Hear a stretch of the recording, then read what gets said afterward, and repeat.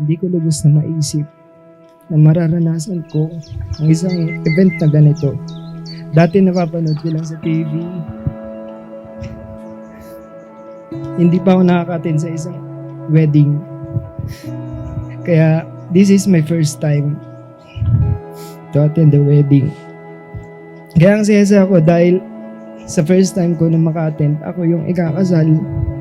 Kaya salamat sa Panginoon dahil kung sino man tayo, kung ano meron tayo ngayon at kung ano ang narating natin dahil yun sa kabutihan ng Panginoon. 2 months before our wedding, nag-close ang first branch natin dahil sa rehabilitation. 2 days before ng prenup natin, na-cancel dahil sa bagyo. 14 days before our wedding, pumutok ang Bulkan Taal at hanggang ngayon, nag-aalboruto pa rin. 7 days before our wedding, na-hospital naman si Papa. 4 days before our wedding, nagbuga na naman ng ashfall. But here we are.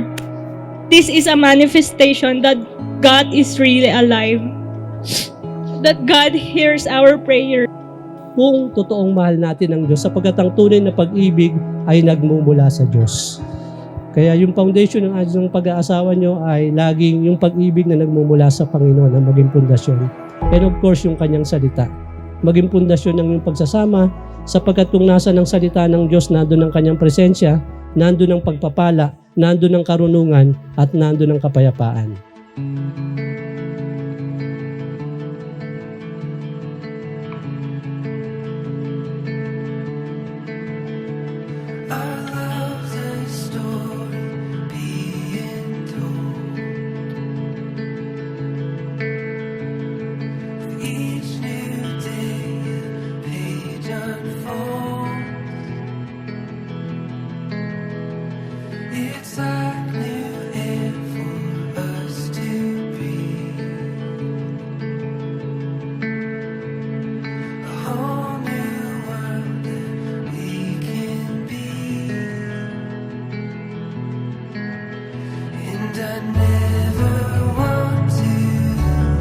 You gave so much effort just to make me stay.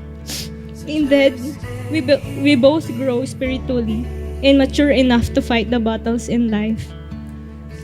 We've prayed so hard and we worked so hard to get here, to make our dream wedding come true. Thank you for loving me. Thank you for standing by me. Thank you for choosing me. Sa harap ng lahat ng naririto po, gusto ko lang ipangako sa iyo na bilang asawa mo ay lalo kitang mamahilin pa bawat araw. Gagawin ko ang lahat para maging isang mabuting asawa and syempre isang mabuting ama in the future.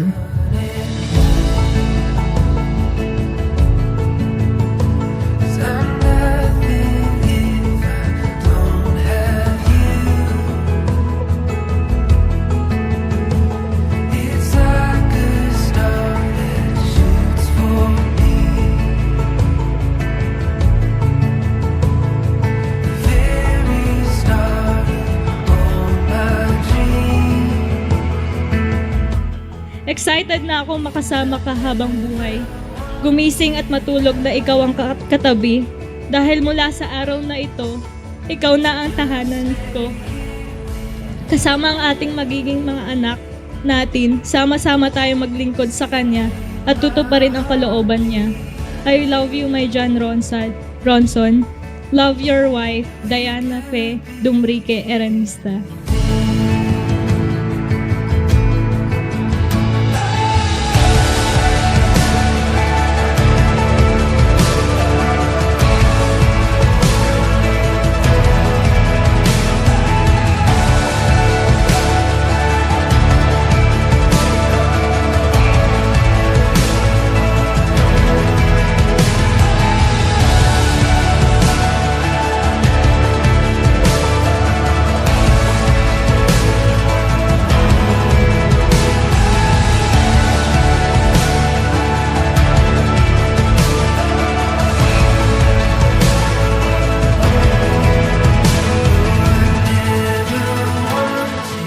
Sasabihin ko sa iyo na mahal kita.